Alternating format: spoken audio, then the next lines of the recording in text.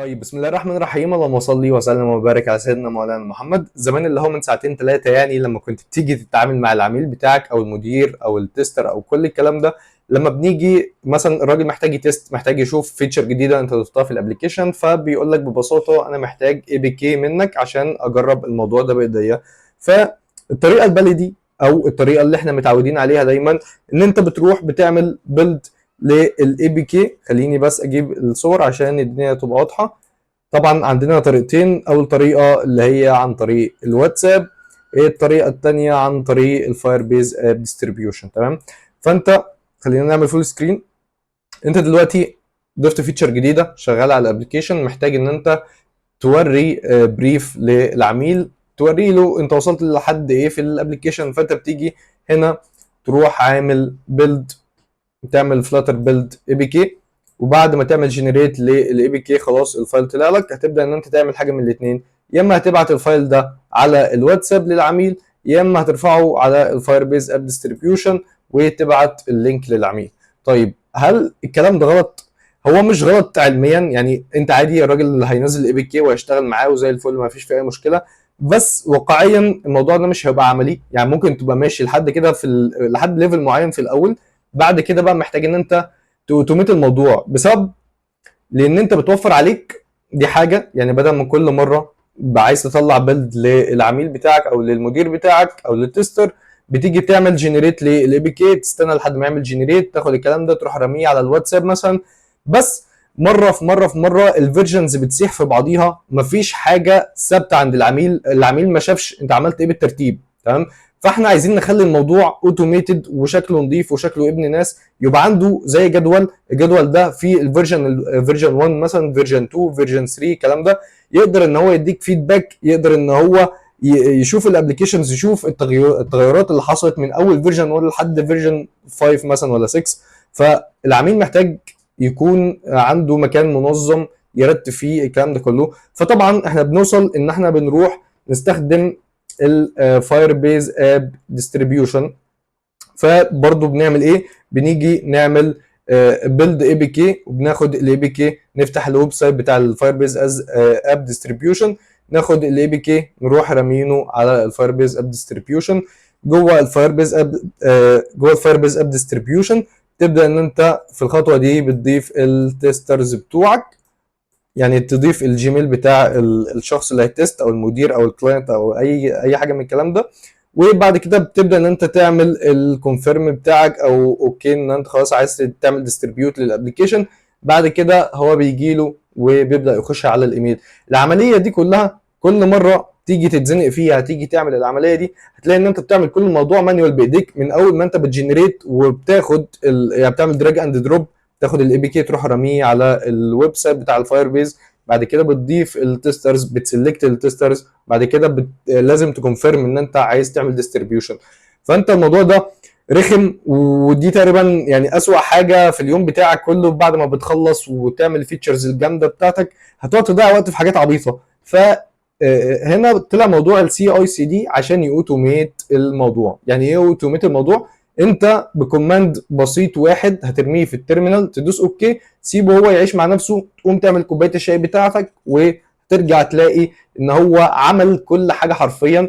من اول ان هو عمل لك جنريت لاي بي كي، ولو كمان عايز تعمل كلين قبل ما تعمل اي بي كي هتعمل كلين، هتعمل باب جيت، هتعمل جنريت للاي بي كي، هيروح ياخد الاي بي كي اللي طلع ده يروح رميه على الفاير بيز اب ديستريبيوشن، وهيسلكت التسترز بتوعك وهيعمل ديستريبيوت. فانت حرفيا الاربع ولا الخمس خطوات اللي انا لسه قايل لك عليهم دول هو بيأوتوميت الموضوع كله بكوماند واحد انت رميته في التيرمينال.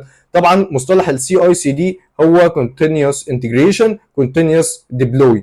continuous integration يعني انت شغال في الديفلوبمنت، انا راجل شغال كل يوم، جيت عندي فيتشر جديده، بدات بسم الله الرحمن الرحيم، عملت البرانش بتاعي وبدات ان انا اشتغل في الكود بتاعي. فانت كده بتعمل انتجريشن او بتعمل في مرحله الديفلوبمنت. تمام. ان انت كونتينيوس بشكل مستمر، كونتينيوس ديبلوي او ديستريبيوشن ان انت ايه، يعني انت بتشتغل شويه تعمل ديفلوبمنت بعد كده بتعمل ديستريبيوت. تمام. يعني انت بتطور بعد كده محتاج ان انت بقى المفروض بقى في الشركات او لما الدنيا بتبدا تتطور شويه بيبقى معاك ناس تيسترز، فانت مش معقول كل مره هتبعت الاي بي كي للتستر، التستر هيرد عليك على الواتساب.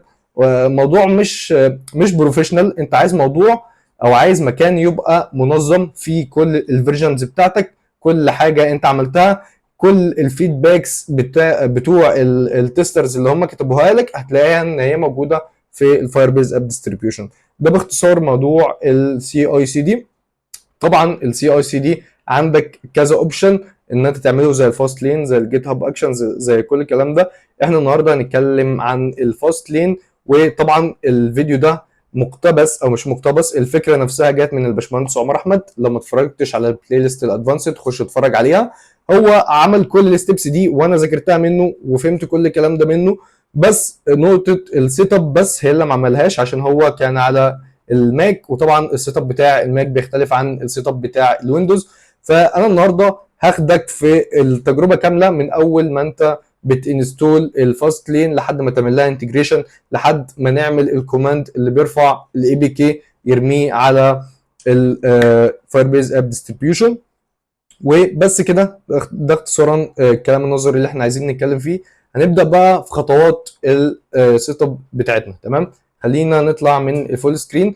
طبعا مبدئيا الفاست لين مبني على لغه روبي، فانت لو ما تعرفش، انت عشان تستخدم الفاست لين انت محتاج يبقى عندك روبي على الجهاز. فلو انت مسطبها من قبل كده، اتعاملت مع روبي قبل كده وعملت لها انستول على الجهاز بتاعك، فانت مش محتاج تعمل الستيب دي. بس طبعا لو انت فلاتر فانت غالبا ما اتعاملتش مع روبي قبل كده، فنبدا ان احنا نعمل انستول. طبعا هتيجي على الويب سايت ده، هسيب لك كل اللينكات اللي انا هفتحها النهارده تحت في الديسكربشن، تقدر ان انت تخش وراها، تمشي ورايا وانا شغال في الفيديو واحده واحده ونعمل انستول. طيب اول ما دخلت على الويب سايت ده بتاع روبي انستولر، هتبدا ان انت تعمل داونلود عشان نبدا ان احنا نشوف الفيرجن.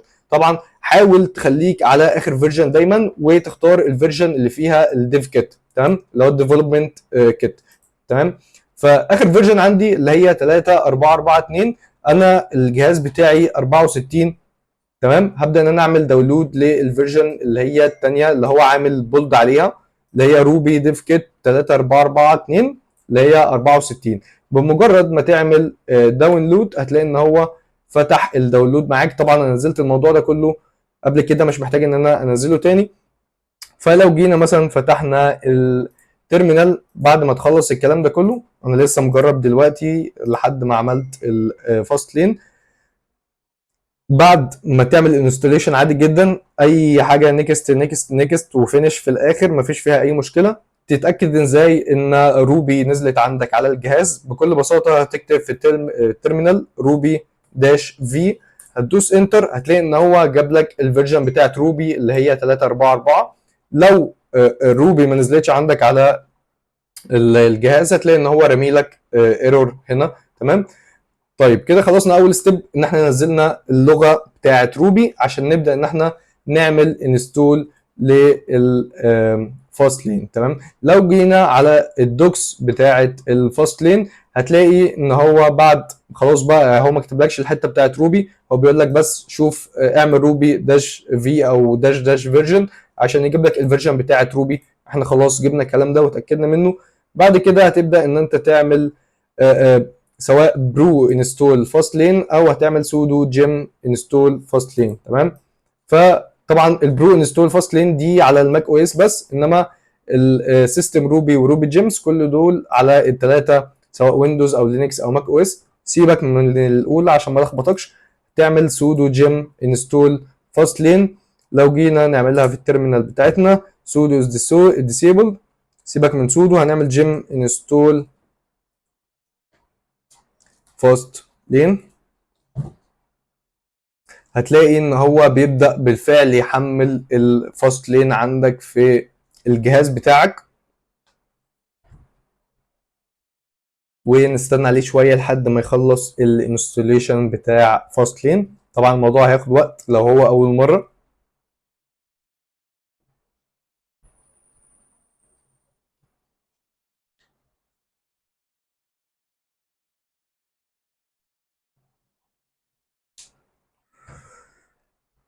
طيب وتمام، خلاص فاست لين عمل لك سكسسفولي انستول فاست لين 2.2.8. تمام. بعد كده هتبدا بقى ان انت عشان تتاكد ان الفاست لين، يعني زي ما اتاكدنا ان الروبي فيرجن موجوده، نتاكد ان الفاست لين فيرجن موجوده. هنكتب فاست لين داش في برضو، هتعمل انتر، هتلاقي ان هو بدا يجنريت شويه لحد ما يجيب لك الفيرجن بتاعه الفاست لين. فانا جاب لي الفيرجن بتاعه فاست لين اللي هي 2.228، دي الفيرجن بتاعه الفاست لين بتاعتي. كده انا اتاكدت ان انا منزل روبي، واتاكدت ان انا منزل فاست لين بتاعتنا. طيب انا محتاج ان انا ابدا اعمل بروجكت جديد عشان نتست عليه الشغل اللي احنا نعمله. فانا لو جيت هنا واخترت الفولدر، هنعمل فاست لين مثلا، عملنا بروجكت جديد اسمه فاست لين، وهنستنى يجنريت الفايلز بتاعتنا. طيب لحد ما يجنريت الفايلز بتاعتنا، محتاجين ان احنا نضيف الفاير بيز عندنا في الابلكيشن عشان نبدا ان احنا بمجرد ما نضيف الفاست لين هنكونكت الاثنين مع بعض. فانا لو جيت اي طريقه انت بتحبها، انا بحب السي ال اي، فانا اجيب فلاتر فاير وهدوس انتر، هخش على فلاتر فاير. الفيديو ده بتاع الانتجريشن ما بين الفاير بيز وفلاتر، انا عامله تاني فيديو عندي على الشانل تقريبا، تشوفوا هو ما فيش فيه اي تغيير.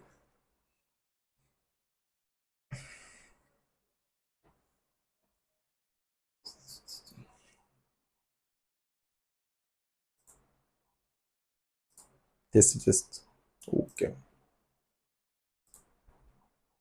طيب اول ما دخلنا على الفلاتر فاير هنعمل جيت ستارتد، هنبدا نشوف الدوكيومنتيشن بتقول لنا ازاي ننزل الفاير بيز بتاعنا. طبعا اول حاجه هنضيف الفاير بيز كور بتاعتنا. فلو جينا في التيرمينال جوه البروجكت الجديد بتاعنا، عملنا فلاتر باب اد فاير بيز كور، ونستنى لحد ما يجنريت ويعمل باب جيت في الاخر. كده ضفنا اول باكج بتاعتنا اللي هي الفاير بيز كور. بعد كده هنبدا ان احنا نعمل اكتيفيت لفلاتر فاير سي ال اي. كل الكلام ده بتعمله في التيرمينال، فانت مش محتاج ان انت تتعب نفسك وتروح تعمل بروجكتس او تعمل حاجه جديده.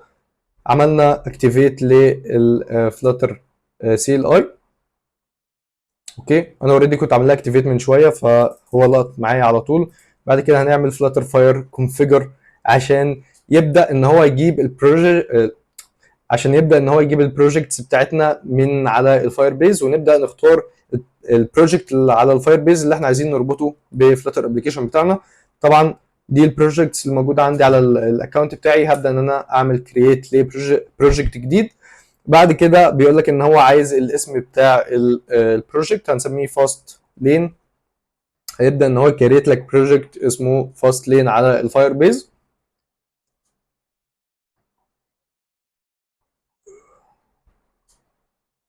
اوكي طيب، هو البروجكت ده اوريدي موجود، فانا ممكن اعمل بروجكت جديد.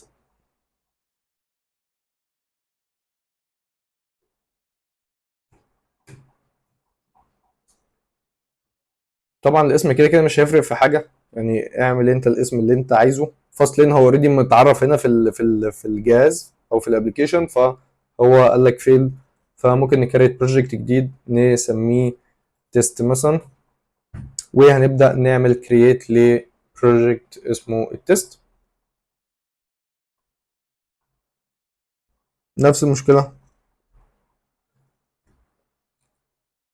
طيب بكل بساطه مش لازم اكريت بروجكت جديد، ممكن نعمل الموضوع ده مانيوال، وهنسميه تيست مثلا. وبعد كده هنعمل كونتينيو، مش عايز جيميناي، مش عايز جوجل اناليتكس. هعمل كرييت للبروجكت وهستناه يحمل. طبعا لو شغال معاك في التيرمينال اعمله في التيرمينال، ما فيش فيها اي مشكله. انا مش شغاله معايا فما تأزمش الدنيا، خش على الفاير بيز كونسول وكريت فاير بيز بروجكت جديد. اظن ما فيش حد عنده مشكله في الفاير بيز عامه.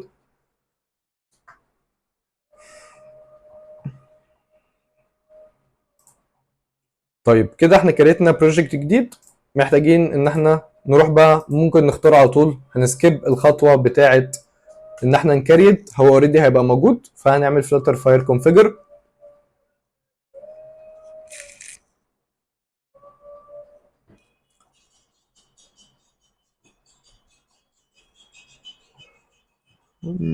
كليك جراديويشن مع فاستي. طيب هو اوريدي مش شايف البروجكتس بتاعتي، فانا ممكن اقفل الفاير بيز اقفل الفي اس كود وافتحه مره كمان.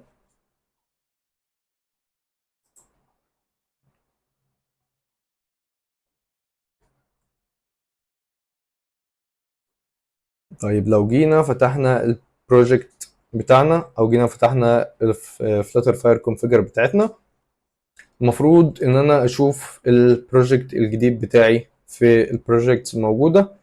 لو جينا بصينا طبعا انا اول ما عملت ريستارت للفي اس كود هتلاقي ان البروجكت بتاع الفاير بيز ظهر معانا اللي هو اسمه تيست.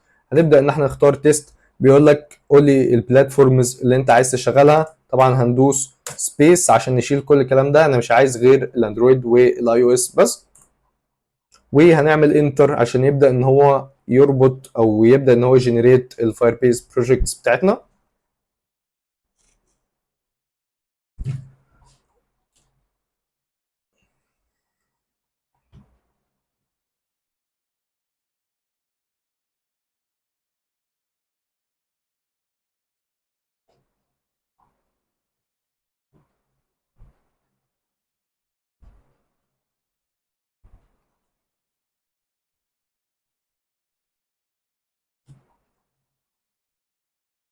طيب خلينا نتأكد ان هو عمل جنريت للبروجكتس بتاعتنا او للبلاتفورمز الاندرويد والاي او اس.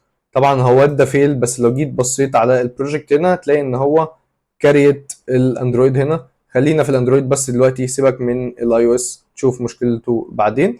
طيب لو جينا ندور على او جينا نعمل ويدجتس flutter binding دوت ensure initialized عشان نبدا نعمل انتجريشن للفاير بيز في البروجكت بتاعنا، هنعمل firebase دوت initialize اب.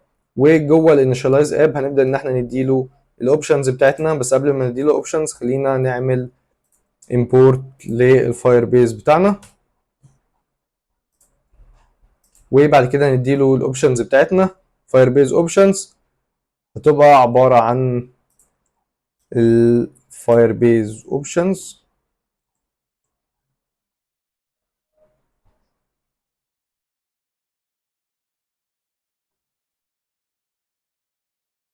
طيب هو ما عملش جنريت اصلا للفاير بيز اوبشنز بتاعتنا، فاحنا ممكن نعمل flutter fire configure.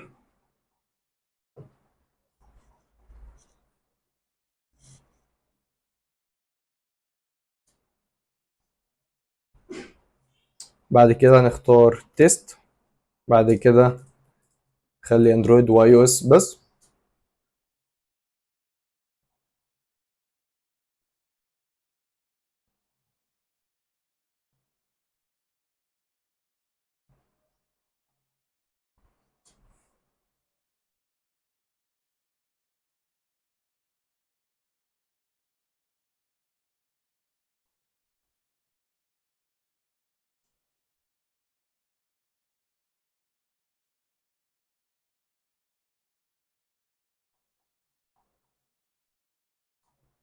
طيب هو دلوقتي كان في مشكله معرفش يعني، نفس اللي انا عملته من شويه سبحان الله واشتغل عادي جدا. عمل جنريت للاندرويد والاي او اس. لو جينا عملنا ريستارت في الفاير بيز كونسول بتاعنا، المفروض ان احنا هنشوف ان في تو ابلكيشنز، واحد اندرويد وواحد اي او اس. سبحان الله يعني ما كانش شغال من شويه، بس دلوقتي نفس الكوماند نفس كل حاجه واشتغل عادي جدا. وهتلاقي ان هو عمل فايل اسمه فاير بيز اوبشنز، ده اللي احنا محتاجينه عشان نبدا نشتغل.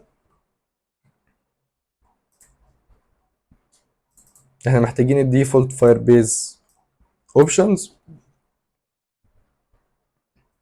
دوت كارنت بلاتفورم، عشان سواء اندرويد او سواء اي او اس يبقى شغال في الاثنين بتوعنا. تمام. طيب احنا كده ربطنا الفاير بيز بالبروجكت بتاعنا وجاهزين ان احنا نبدا نتعامل مع الفاست لين. تمام. مجرد ما عملنا الجيم انستول فاست لين، شوف لو انت عندك شغال بالسودو جيم انستول فاست لين اتعامل بيها، جيم انستول فاست لين برضو شغاله مفيش فيها اي مشكله. بعد كده بقى بيقول لك نافيجيت للتيرمينال بتاعت البروجكت بتاعك وابدا ان انت تعمل فاست لين انت. تمام. طيب البروجكت بتاعك ده احنا بنتكلم عن الاندرويد، فاحنا دلوقتي واقفين في البروجكت بشكل عام سواء اندرويد او اي او اس. تمام. محتاجين ان احنا نخش جوه الفولدر بتاع الاندرويد، فنعمل cd اندرويد وندوس انتر. هتلاقي ان انت دخلت على الفولدر بتاع الاندرويد. هنبدا ان احنا نقول له فاست لين انت عشان يبدا ان هو يعمل لك انيشاليزيشن للفاست لين جوه جوه الاندرويد فولدر بتاعك. طيب وهو بيعمل انت للفاست لين بيقول لك ان هو محتاج الباكج نيم بتاعتك. بكل بساطه تيجي في الاندرويد اب سورس، لا مش اندرويد اب سورس، اندرويد اب بيلد جريدل.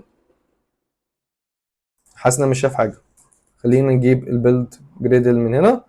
طيب لو جينا في الاندرويد اب بيلد جريدل هتلاقي ان هو مديلك الاي دي بتاعك اللي هو ابلكيشن اي دي. حاسس ان انا مش شايف حاجه النهارده، مش عارف ليه.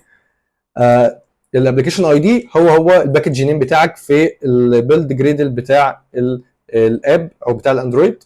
فلو جينا حطينا نفس الاسم com.example.fastlane وعملت انتر، طبعا الكلام ده بقى كله هيبدا ان هو بيقول لك ان احنا محتاجين بقى الميتا داتا بتاعتك عشان نبدا ان احنا نديبلوي لجوجل بلاي. يعني فاست لين اصلا هي معموله سواء ان هي تعمل ديبلوي للبروجكت بتاعك على البلاي ستور او سواء على الاب ديستريبيوشن. فاحنا مش محتاجين الجوجل بلاي، وعمر ما عملش جوجل بلاي ولا احنا هنعمل جوجل بلاي، فطبعا احنا مش محتاجين الكلام ده. فهو بيقول لك لو انت مش عايز تعملها دوس انتر، فاحنا هندوس انتر عشان يسكيب. بعد كده محتاج الميتا داتا والسكرين شوتس والكلام ده بتاع جوجل بلاي برضو مش محتاجينها، ف اعمل ان عشان يقول لك عشان تقول له نو. يعني بمجرد ما تعمل نو او خلاص كده المفروض ان هو بيبدا يجنريت فايلز. هتلاقي ان هو عمل جنريت لفايل على الجنب كده اسمه جيم فايل، ولسه هو بيعمل جنريشن، يعني لسه ما خلصش، بس هتلاقي ان في فايل جديد اتضاف اسمه جيم فايل. وهتلاقي ان هو عمل فايل تاني دلوقتي اسمه جيم فايل دوت لوك. تمام، هو عامل جنريت للجيم فايل والجيم فايل دوت لوك. بعد كده بيقول لك اعمل كونتينيو لما تدوس انتر، واعمل كونتينيو تاني لما تدوس انتر، واعمل كونتينيو تاني لما تدوس انتر. خلاص انت كده عملت سكسس. يعني هو المفروض دلوقتي ادالك سكسسفولي جنريتد فاست لين كونفيجريشن. تمام، لو جينا بصينا في الاندرويد هتلاقي ان هو عمل لك جنريت لحاجتين. اول حاجه اللي هي الجيم فايل والجيم فايل دوت لوك، ده الجنريتد فايل اللي هو عمله عادي جدا. وكمان هنا عمل لنا فولدر جديد اسمه الفاست لين، شايل حاجه اسمها الاب فايل وشايل حاجه اسمها الفاست فايل. الفاست فايل ده هو الفايل اللي انت هتديله كل الكوماندز او كل الفانكشنز اللي انت عايز تعمل لها جنريت عندك في الابلكيشن، او اللي انت عايز تعمل لها اوتوميشن من الاخر يعني. طيب بعد ما عملنا الفاست لين انت هتلاقي ان هو بيشرح لك بقى الموضوع بيمشي ازاي والجنريشن والكلام ده كله. تمام، بعد كده بقى محتاجين نبدا ان احنا خلاص يعني احنا عملنا جنريشن للفاست لين وربطنا الابلكيشن بالفاير بيز. طيب ده شغال لوحده وده شغال لوحده، محتاجين ان احنا نربط الفاير بيز بقى بالفاست لين مع بعضيهم. تمام، قبل ما نبدا نربط او نعمل اي حاجه محتاج بس ان انا اشغل الاب ديستريبيوشن في البروجكت بتاعنا في الكونسول، وهنعمل جيت ستارتد.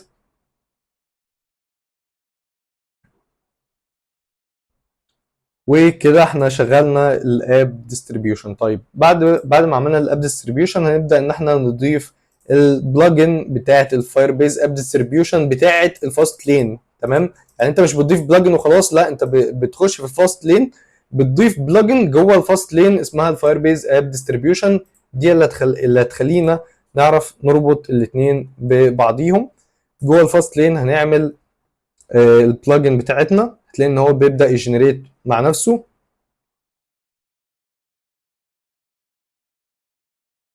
ولو جيت بصيت في الجيم فايل هتلاقي ان هو بدا يضيف بقى ويعدل كل الكلام ده، بيضيف لك بلجن جديده اسمها الفاير بيز اب ديستريبيوشن.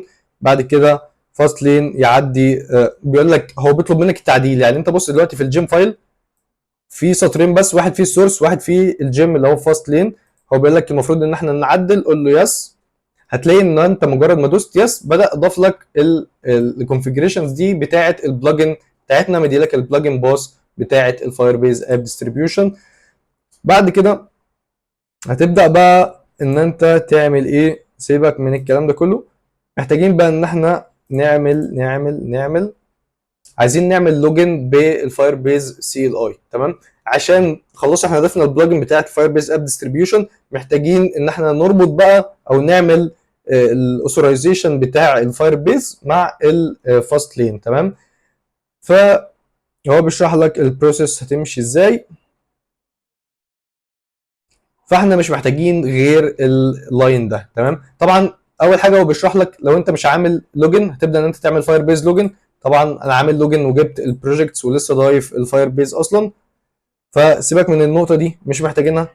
اقفل كل الكلام ده، اقفل التيرمينال خالص، وهنيجي نعمل الفاير بيز لوجن سي اي. تمام، بعد ما عملت الفاير بيز لوجن سي اي هنيجي نعمل انتر. هيقول لك ان انت عندك cannot be loaded because running scripts is disabled ومش عارف ايه. دي مشكله عندنا في السيستم، فهو مدي لك unauthorized access. فانت بكل بساطه لو جينا خدنا دي ورحنا على تشات جي بي تي ورميت له دي، هتلاقي ان هو بيدي لك كوماند عشان تبدا تحطه عشان توفررايد الكلام ده كله. فلو جينا خدنا الكوماند ده وحطيناه عندنا في الابلكيشن، طبعا برضو نفس الكلام، ما كانش هو ده اللي انا عامله شويه. ثواني خليني اجيب الكوماند. لو دخلنا على ستاك اوفر فلو هتلاقي ان الحل موجود هنا. تمام، او تعمل انستول للفايربيز جلوبالي عادي جدا. انا هاوفر رايد الكلام ده كده. انا عملت باي باس للبوليسي بتاعتي، دي حاجه عندي في الجهاز يعني ممكن ما تلاقيش الموضوع ده عندك. لو لقيته عندك خش على ستيك اوفر فلو وجيب الكوماند ده. وبعد كده محتاجين بقى ان احنا نعمل فايربيز لوجن سي اي. طيب بعد كده هنختار الحساب بتاع الفايربيز بتاعنا. انا عامل لوجن بالاكونت التاني، طبعا تعمل له allow وهيقول لك ان هو successful. ولو جينا هتلاقي ان هو مدي لك توكن بتاعتك. التوكن دي خليها معاك دلوقتي او شيلها في نوتة على جنب عشان هنشوف هنستخدمها في ايه قدام. تمام، طيب ماذا بعد؟ لو جينا على الفايربيز سي ال اي بتاعتنا، طبعا احنا خلاص عملنا الكلام ده. طيب خلاص كده بعد ما عملنا الساين ان بالفايربيز سي ال اي احنا مش محتاجين اي حاجه. احنا دلوقتي عملنا اوثرايزيشن ما بين الفايربيز وما بين الفاست لين، فالاثنين بقوا شايفين بعض في البروجكت بتاعك. تمام، دلوقتي محتاجين بقى، شفت الفاست فايل اللي احنا اللي هو اوتو جنريتد، لو جيت في الاندرويد وهتلاقي في الفايل عندك اسمه الفاست فايل. تمام، زي ما اتفقنا الفاست فايل ده المكان اللي انت هتعدل فيه واللي انت هتعمل فيه اوتوميشن للكود بتاعك. تمام، فاللي فوق ده دوكيومنتيشن بيشرح لك يعني الموضوع هيمشي ازاي، مش محتاجينه. وخلينا نشيل برضو كل الكلام ده. شايف انت من هنا من اول الاند ده دي فانكشن بتاعتنا. تمام، زي الفل، مش محتاجين بقى الباقي ده كله. تمام، يعني انت دلوقتي عندك اتنين اند في الاخر. الاند دي بتاعت الفايل نفسه، دي بتاعت الفايل بتاع الفاست فايل نفسه. تمام، والاند الثانيه بتاعت الفانكشن. يعني انت هنا بتقول له دو اعمل كذا، وفي الاخر زي بتعمل زي سيمي كولن او بتدي له ترمينيشن يعني في الاخر. فانت هيبقى عندك في الاخر اتنين اند بس. تمام، فطبعا واحده واحده كده هنبدا نشرح اللي بيحصل في الفاست فايل بتاعنا. تمام، اول حاجه بتعمل سبيسيفيكيشن للبلاتفورم بتاعتك سواء اندرويد ولا اي او اس. تمام، فالبلاتفورم بتقول له البلاتفورم بتاعتي اندرويد مثلا، دو كذا اعمل كذا. طيب تعمل ايه بقى؟ عندك هنا الديسكريبشن ده دي حاجه ملهاش اي استخدام في الحياه غير لو حد هيخش على الفايل ده يعرف الفانكشن دي بتعمل ايه. تمام، فانا لو جيت هنا عملت سميتها distribute app to firebase app distribution. تمام، فانا دلوقتي اديته الديسكريبشن ده، اي حد المفروض هيخش على الفايل ده طيب هو يعرف الفانكشن دي بتعمل ايه عندي، هيبدا ان هو يقرا الديسكريبشن. فانا لو قريت الديسكريبشن ان هو distribute الاب تو firebase app distribution، فانا فهمت ان الفانكشن دي وظيفتها ان هي ترفع او تعمل ديستريبيوشن للفايل بتاعي جوه الفايربيز اب ديستريبيوشن. بعد كده عندك حاجه اسمها اللين ده تقدر تعتبرها ان هي الفانكشن بتاعتنا اللي انت هتعمل لها اكسكيوشن عشان يبدا ينفذ اللي جواها. عارف انت لما بتعرف فانكشن وبتيجي في الاخر تروح منادي او عامل كول للفانكشن دي، ده بالظبط اللي بيحصل. فانت بتقول له اللين اللي هو زي المسار بتاعنا او الفانكشن بتاعتنا. تمام. اللين ده اسمه ايه؟ اسمه تيست. تمام. تيست ده اللي انت هتنادي عليه في التيرمينال. تمام. يعني انت لو جيت دلوقتي عملت فاست لين تيست هتلاقي ان هو بيعمل اكسكيوشن للفانكشن اللي جوه التيست. التيست ده اسم الفانكشن بتاعتنا. تمام. جوه التيست تقدر تعتبر ان الدوده اللي هو البراكتس بتاعتنا الكلام اللي احنا نعمل له اكسكيوشن. فانت لو عملت رن للفاست لين تيست ده في التيرمينال بتاعتنا هتلاقي ان هو بيعمل كول للفانكشن دي. فطبعا سيبك بقى من الكلام ده، هنسميها ديستريبيوت. تمام. هنسمي الفانكشن ديستريبيوت، طبعا دي مش محتاجينها. هتبدا بقى جوه الحته دي تديله الكونفجريشنز بتاعتنا. فلو جينا بصينا تحت لو جينا هنا في البيتا ديبلويمنت وبيلدينج يور اب هتلاقي ان هو بدا يشرح لك بقى الكلام ده كله تبدا ان انت تعمل فيه ايه. لو جينا بصينا على الفايربيز اب ديستريبيوشن اللي جوه الفاستلين دوكس هتلاقي ان هو عمل لك اصلا الفايربيز اب ديستريبيوشن. تبدا ان انت تاخد الفانكشن دي وتحطها عندك جوه الدو. تمام. يعني هو هنا جوه الدو عامل جريدل اللي احنا لسه شايلينها وعامل الفايربيز اب ديستريبيوشن. احنا محتاجين الفايربيز اب ديستريبيوشن بس، عايز الجريدل حطها مش فارقه. فلو جينا عملنا كده خلاص انت يعتبر اديت له الفانكشن بتاعتك. محتاجين بس الاب. هتجيب الاب ده منين؟ طيب انا خليني اعدل الحاجات دي، انا كده كده عدلتها وهوريك انا عملت ايه بالظبط. تمام. فانا جيت عملت نوتة اسمها الفاست فايل وهنبدا نعدل بقى الكلام ده كله. لو جيت شلت الكلام ده كله هبدا اشرح لك واحده واحده. شيل الكلام ده وتعالى اقول لك اللي حصل. طيب احنا لحد دلوقتي انا موجود جوه الديستريبيوت فانكشن بتاعتي. طبعا دي اللي احنا لسه جايبينها من الفاست لين. طيب اول حاجه بياخدها منك وهي اجباري، لو سيبك من ده بقى اقفل ده كده ونيجي على الديستريبيوت فايربيز بتاعتنا. طيب لو جينا بصينا هي دي الحاجات اللي جوه الفايربيز اب ديستريبيوشن بلوك. تمام. اللي هو عباره عن البلوك اللي اسمه فايربيز اب ديستريبيوشن. تمام. اول حاجه هي ريكوايرد منك هي الفايربيز اب اي دي. طيب الفايربيز اب اي دي ده تجيبه منين؟ بكل بساطه من الكونسول بتاعك. لو جينا على الكونسول بتاع الفايربيز دخلت على البروجكتس او بروجكت سيتنجز، بعد كده هتخش على الاندرويد. طبعا احنا كل ده بنعمل في الاندرويد بس مش في الاي او اس. فانت لو جيت في الاندرويد هتلاقي انه مدي لك الاي دي بتاعك هنا. تقدر ان انت تاخد الاي دي وتحطه في الاب بتاعك من هنا. طبعا كل حاجه عباره عن فاليو او عباره عن كي وعباره عن فاليو. كل حاجه بتكتب الاسم من هنا وبتبدا ان انت تديله الفاليو بتاعتك في صيغه سترينج على الجنب. تمام. طيب الفايربيز سي ال اي توكن، طبعا لو جينا بصينا هنا في الديستريبيوت هتلاقي ان هو بياخد منك برضو التوكن عشان ما يقعدش كل شويه يدي لك 403 ولا مش عارف 405 ويدي لك بيرمي ايرور يعني في الاخر. فانت ضروري تضيف السي ال اي توكن بتاعتك ان انت اوثورايزد كل شويه وبيبدا ان هو يعمل ريفرش للكلام ده. طبعا لو السي ال اي توكن اللي احنا لسه عاملينها جنريشن لما عملنا الاوثورايزيشن بتاع الفاست لين مع الفايربيز، هي التوكن دي هتاخدها زي ما هي. تمام. وتبدا ان انت تضيفها عندك في الفايربيز سي ال اي توكن. بعد كده عندنا حاجتين هتلاقي ان هما موجودين هنا. طبعا انت ممكن تكستمايز بقى البلوك بتاعك ده زي ما انت عايز. يعني انا دلوقتي عرفت الاب والتوكن بتاعتي، محتاج بقى تضيف بقى النوتس بتاعتك. عايز تعمل حاجه اسمها اندرويد ارتفاكت تايب واندرويد ارتفاكت باث. تمام.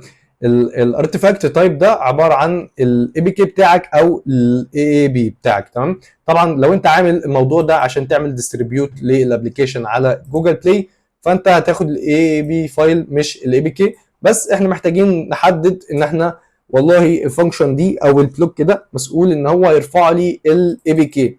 فانت بكل بساطه خلاص هتجيب الاندرويد ارتفاكت كده، تمام، وهتيجي عندك وليكن هنا، سيبك من النقطه دي، تمام، بعد ما ضفت السي ال اي توكن هتبدا ان انت تقول له اندرويد ارتفاكت تايب، وتعمل تعمل نقطتين يعني فوق بعض، بعد كده تقول له التايب بتاعك، تمام. طبعا انا لو هنا لو كتبت اي اي بي فهو يعمل لي هيجيب الاي اي بي فايل بتاعي، تمام، بس انا هنا هقول له اعمل لي الاي بي كي بتاعي. وما تنساش في الاخر تعمل كوما عشان هتضيف حاجات في البلوك ده، فانت لازم تفصل عشان ما يرميلكش ايرور او حاجه، فانت محتاج تعمل الكلام ده كله، تمام. فخلاص كده احنا عرفنا. تيجي بقى تشوف اللي انت عايزه من البلوك كده، تشوف الدوكيومنتيشن، تشوف انت اللي انت محتاجه. طبعا الباس ده عباره عن الباس بتاع الاي بي كي بتاعك. فانت لو جيت طبعا هنا في البيلد، طبعا لسه ما عملتش بيلد ولا اي حاجه، فاحنا محتاجين بس نشوف الباس بتاع البيلد بتاعنا. فانا ممكن اجي اعمل فلاتر بيلد اي بي كي داش داش ريليز مثلا، وهتستناه لحد ما يعمل جنريت للفايل بتاعنا عشان يبدا يعمل لي البيلد فولدر بتاعي، واجيب الباس اللي بيطلع فيه الاي بي كي، تمام. الباس اللي بيطلع فيه الاي بي كي ده اللي انا هاخده واعرفه جوه الفاست فايل بتاعي، عشان يبدا ان هو بمجرد ما يعمل جنريت للفايل ده يبدا ان هو ياخد الباس بتاعي لحد ما يوصل للفايل ويمسك الفايل عشان يبدا ان هو يرفعه على الابلكيشن بتاعنا او على الفاير بيز اب ديستريبيوشن بتاعنا. طيب سيبك لحد ما يعمل جنريت، ويعني انت هنا عارف ان احنا هنعمل الباس بتاع الاي بي كي بتاعك، تمام، اللي هو البيلد اب اوتبوتس، بعد كده فلتر اي بي كي، بعد كده الاب ريليز دوت اي بي كي، تمام. بعد كده برضو لو جيت بصيت على الدوكيومنتيشن هتلاقي ان في حاجه اسمها تيسترز. انت عايز لما توتوميت الموضوع ده، لما نرفع الريليز دي على الفاير بيز اب ديستريبيوشن، انت عايز مين التستر اللي يوصل له التحديث ده ويوصل له الريليز دي.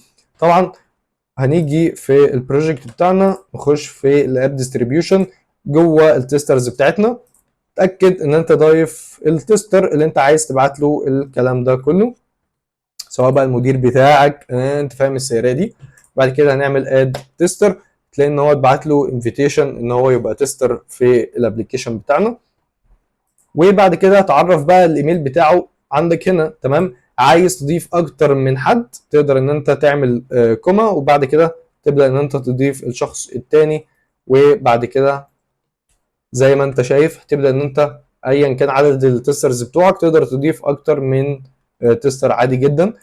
وبعد كده برضو لو جيت بصيت على الدوكيومنتيشنز هتلاقي في حاجه اسمها فوق هنا، هتلاقي اسمها ريليز نوتس. طبعا الريليز نوتس دي لو جينا بصينا في الريليز، اول ما بترفع الاي بي كي بيقول لك قول ريليز نوتس، يعني انت من الاخر عملت اضافات ايه في الفيتشر دي، او انت عملت الفيرجن دي طبعا فيها تحديثات، عملت اضافه، عملت مش عارف ايه، تبدا ان انت تشرح اللي انت ضفته واللي انت عملته او اللي عايز التستر يجربه. فانت بتبدا ان انت تديله ريليز نوتس، طبعا تكتب له فيها اي حاجه لو انت حابب. طبعا لو مش حابب اي واحده من دول تقدر تشيلها عادي جدا، يعني انت مش عايز تضيف ريليز نوت طبعا ده اوبشنال. الحاجه الوحيده اللي هي ريكوايرد هي الاب اي دي بتاعنا اللي احنا ضفناه وبس، شكرا على كده. الباقي ده كله طبعا ايه مش ريكوايرد، ممكن تضيفه وممكن ما تضيفوش، طبعا اوبشنال. ونستنى لحد ما الابلكيشن يعمل جنريت للاي بي كي بتاعنا.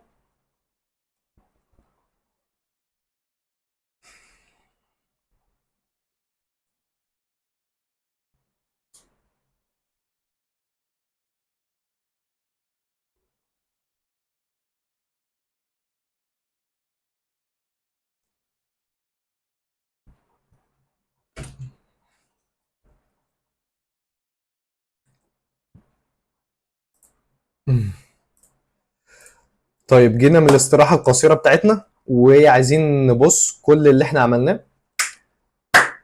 طيب ورجعنا من الاستراحة القصيرة بتاعتنا، عملنا جنريت للاي بي كي بتاعنا، كل ده عشان نجيب الفولدر بتاعنا بتاع البيلد، تمام. فخلينا في الاندرويد، طلع عندنا الفولدر الجديد اللي اسمه بيلد اللي جواه الباص بتاعنا بتاع الاب والاوتبوت، بعد كده فلاتر اي بي كي، بعد كده الاب ريليز اي بي كي. تمام. فانت لو جيت عملت كده وخدت فين الكوبي باس، كوبي باس، وجينا في الفاست فايل بتاعنا. تمام. ورحت جيت هنا في الحته دي بالظبط، رحت اعمل له ايه، رحت اعمل كده مثلا. فانت هتلاقي ان البروجكت عندك شكله غريب. طيب احنا كل الباس ده مش محتاجينه لحد البيلد، لحد قبل البيلد. تمام. كل ده مش محتاجينه، هنعمل مكانه نقطتين عشان يجيب لك الباس لوحده. بعد كده السلاش هو عاملها باكورد، احنا عايزينها فورورد. تمام. انت ممكن تجيبها بطريقه احسن تبقى جايه فورورد على طول، مفيش فيها مشكله. شوف انت بتحب تعملها ازاي. انا جبتها زي ما انا كده، وهقلب الباكورد خليه فورورد، وبالشكل ده وبالشكل ده برضو. ده شكل الباس بتاعنا، تاخده زي ما هو، تروح جايبه حاطه عندك هنا. تمام تمام تمام تمام تمام تمام. بس كده احنا خلصنا الكونفيجريشنز بتاعه الفايل بتاعنا. طبعا انا هرفع لك الفايل ده اللي انا خدته كوبي، هو نفس اللي احنا لسه عاملينه دلوقتي، بس انا هديه لك احتياطي. تمام.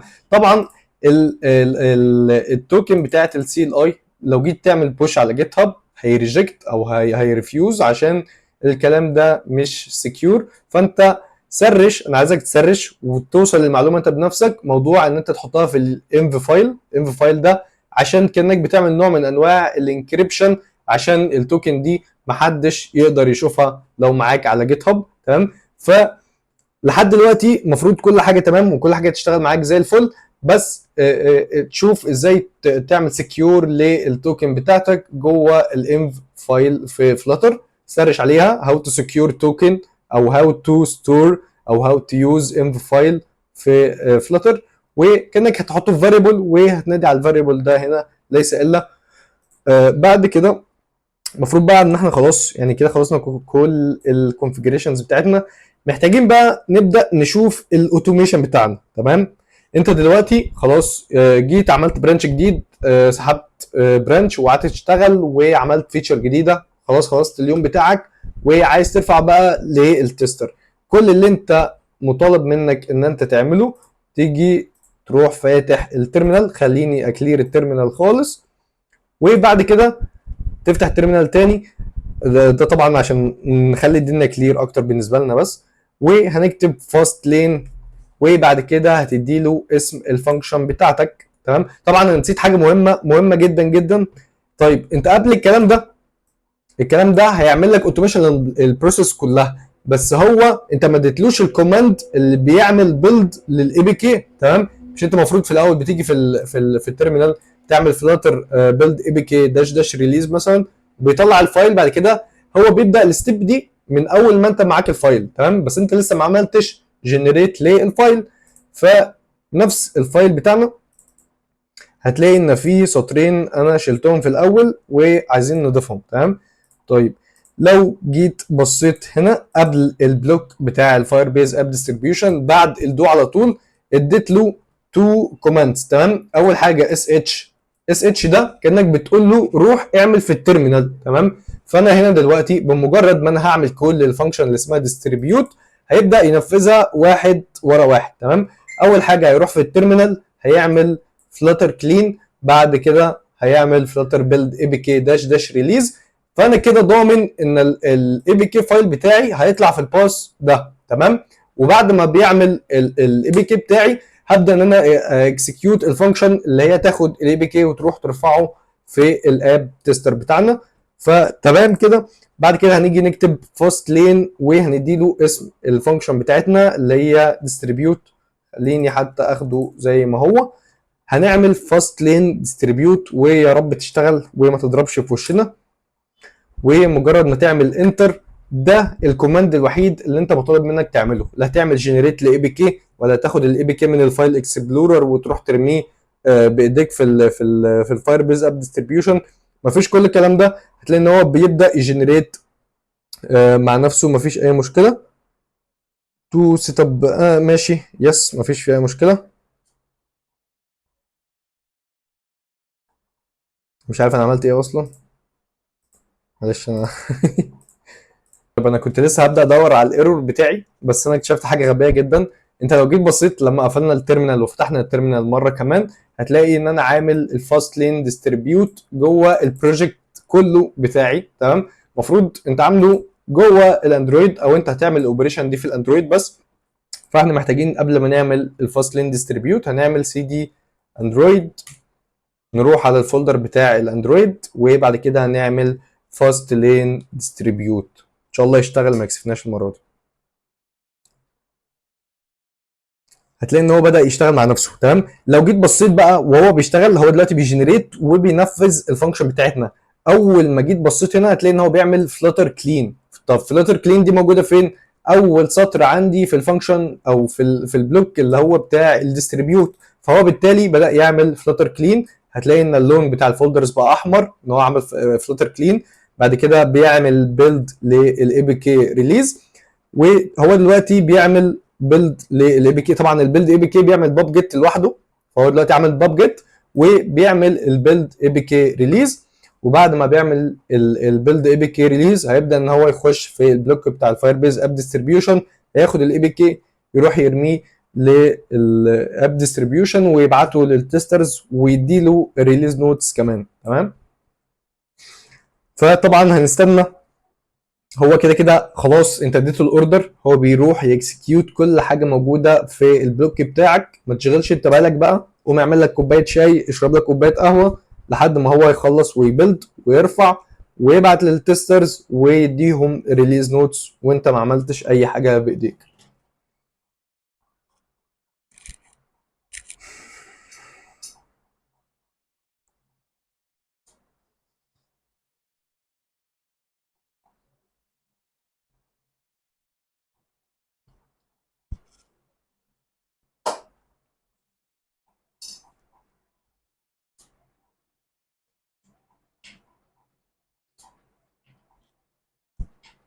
طيب دلوقتي شايف انت قدامك دلوقتي انا قاعد مظبط دماغي، هو عمل بيلد للاي بي كي بتاعي وبدا ان هو يخش في الستيب اللي بعديها اللي هي الفاير بيز اب ديستريبيوشن. طبعا اول حاجه بيقول لك يوزنج اب اي دي، فبياخد الاب اي دي ده يشوف البروجكت الموجود على الفاير بيز، وبعد كده هيبدا ياخد الاي بي كي بتاعنا ويرفعه على الفاير بيز.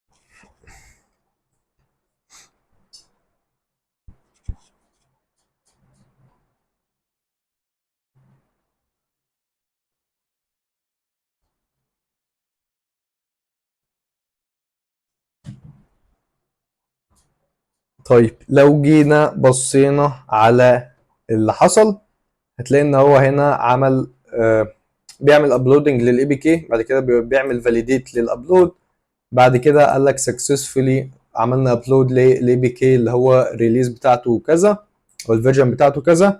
قال لك الاب ديستريبيوشن ابلودد او ابلود فينيشد سكسسفولي. قال لك كل حاجه تمام، المفروض ان احنا خلاص خلصنا الاب ديستريبيوشن بتاعنا. كل ده واللي احنا عملنا ايه؟ السطر ده بس. تمام، حاجه تتاكد منها قبل ما تعمل الديستريبيوت بتاعك، اتاكد ان انت واقف في الفولدر بتاع الاندرويد. طيب لو جينا بصينا هنا في الاب ديستريبيوشن بتاعنا، لو جينا عملنا ريفريش، المفروض ان انا هلاقي في فيرجن اوريدي اترفعت على بالفعل، يعني في فيرجن موجوده على الاب ديستريبيوشن عندي واتبعتت للتستر بتاعي. المفروض ان هو دلوقتي ممكن نجربها، ما فيش فيها اي مشكله، ويديني كمان فيدباك. فانت كل اللي انت بتعمله بدل ما تقعد تعمل بايديك وترفع وتودي وتكونفيرم وبتاع، كل اللي انت عملته فاست لين ديستريبيوت وشكرا على كده. ده الفيديو بتاع النهارده، ان شاء الله هنعمل فيديو تاني للاي او اس وبس كده. سلام عليكم.